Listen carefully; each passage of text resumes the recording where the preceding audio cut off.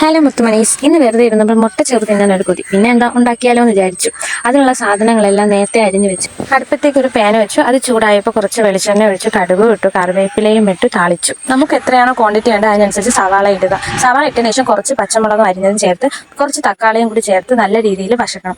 നല്ല മഷി പരുവായി തക്കാളിയൊക്കെ ഉടയുന്നത് വരെ നമ്മൾ നല്ല രീതിയിൽ ഇളക്കിക്കൊണ്ടേ ഇരിക്കണം. ഈ തക്കാളി വെന്താൽ മാത്രമേ അത്രയും ടേസ്റ്റ് വരത്തുള്ളൂ. ഇതിൻ്റെ ഇടയ്ക്ക് നമുക്ക് കുറച്ച് ഉപ്പും കൂടി ഇട്ട് കൊടുക്കാം. ഉപ്പിട്ടതിന് ശേഷം കുറച്ച് കേബേജ് അരിഞ്ഞതും കൂടി ഇടുക. കേബേജ് നല്ല കുക്കാവേണ്ട കേട്ടോ, ഒരു ഹാഫ് കുക്കാവാൻ മതി. ഇനി ആവശ്യത്തിന് മുളക് പൊടി, മഞ്ഞപ്പൊടി, ഞാൻ ഇവിടെ ഉപയോഗിക്കുന്നത് എഗ് മസാലയാണ് കേട്ടോ, അത് കുറച്ച് എഗ് മസാല. പിന്നെ വേണ്ടത് നമുക്ക് കുരുമുളക് പൊടിയാണ് കേട്ടോ. കുരുമുളക് പൊടി ആവശ്യത്തിന് ഇട്ടതിന് ശേഷം നല്ല രീതിയിൽ ഈ മസാലയുടെ പച്ചമണം മാറുന്നത് വരെ ഇളക്കി കൊടുക്കണം. ഇതെല്ലാം കഴിഞ്ഞതിന് ശേഷം നമുക്ക് വേണ്ടത് മുട്ടയാണ് കേട്ടോ. മുട്ട ഞാനിവിടെ 4 എടുത്തത്. ഇത് അതിലോട്ട് ഒഴിച്ചു കൊടുക്കുക. ഇത് അതിനുശേഷം നല്ല രീതിയിൽ ഇളക്കി കൊടുക്കണം.